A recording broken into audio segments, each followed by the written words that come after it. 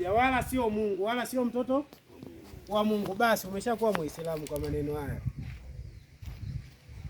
Kwa hiyo ndugu zangu, tusameane. Tumeongea mambo mengi mazuri, wengine hajawahi asikia, labda walikuwa waamini kuwa shehe atayaongea. Tunayaongea haya kwa sababu dini ndio maisha. Ikitokea wakina mama wabebi dini kututambulisha sisi, maisha ya Uislamu yanakuwa magumu, tunaanza kujificha Uislamu wetu, unajificha kana kwamba sio Muislamu. Kwa hiyo kama dini ndio maisha, wakina mama, maisha yetu ya bebeni, na sisi tueleweke tunaishi kwenye maisha ya nini? Ya Uislamu.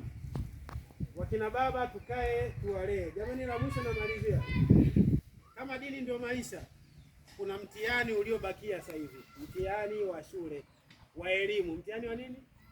Wa elimu. Jamani, wakina mama na wakina baba wa Kiislamu na wengine wamekubaliana kuwa elimu zingine za mazingira, elimu zingine za nini? Za mazingira, ndio zinafanya maisha yanakuwa mepesi. Kinachotokea, watoto wanaenda asubuhi saa 12 shuleni, wanarudi jua limefanyaje? Limezama. Alafu baadaye wewe baba, wewe mama, unataka kabinti kako, kakijana kako kawe na tabia nzuri, kameitoa wapi? Alafu akiwa na tabia mbaya, unakuja kwa imamu, imamu, naomba huyo mtoto wangu kaa naye, maana tabia yake siielewi. Sasa huyo imamu anaanzaje ikiwa kuna muda wa kutengeneza tabia ya mtoto, umempeleka sehemu nyingine, anakaa asubuhi mpaka jioni, anakuja kulala kwako.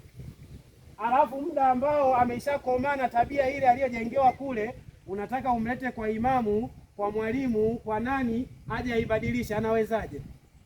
Kwa hiyo wakina mama, wakina baba, tuwe makini jamani. Qur'ani ni tabia.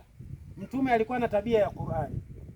Kwa hiyo kwenye dini kuna tabia, kwenye dini kuna tabia. Kama wewe ulienda kuingiza tabia isiyokuwa ya dini kwa mtoto wako sehemu nyingine, manake umeingiza ugomvi katika maisha ya dini. Maisha ya dini ya dini.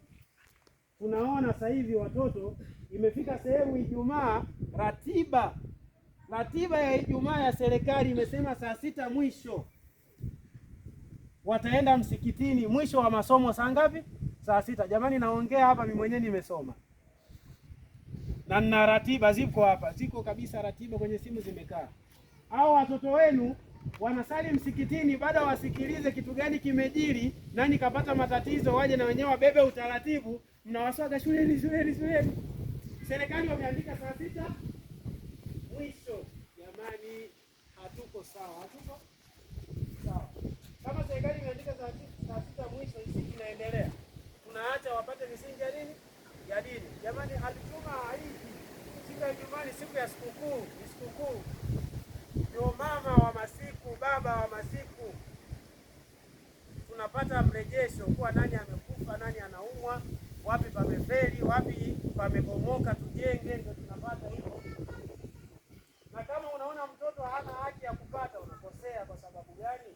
Huyu mtoto huyo ndio inatakiwa awe analii kutoka kwa wakubwa. Kwa hiyo hilo jambo tumetegwa, na kwenye haya ipo katika mambo tuliyofeli, tumewekewa mitego ya elimu.